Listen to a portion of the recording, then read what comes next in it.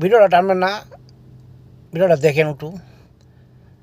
দেখেন আমরা যখন বয়স 7, 8, 9, 10, 11, 12 এই টাইমে আমরা 18, 19 বছরে, 20 বছরে, 22 বছরে মেয়েরও লাগে আমরা কুতকুত খেলছি, হলাবান্দি খেলছি, দাঁড়াবান্ধা খেলছি, গোল্লাসে খেলছি। তে ফিরিত কী জিনিস, আপনার এই ভালোবাসা কী জিনিস, সিডি দেওয়া কী জিনিস, এগুলো আগে মানুষে বুঝে নাই।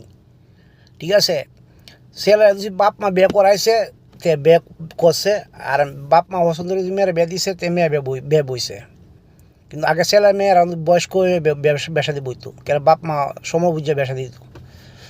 এখন বর্তমানে যারা এটা তো সময় বুঝে না, বুঝেনি? ওখন ছেলে মেয়ে দেয়, মেয়ে ছেলে দেখে।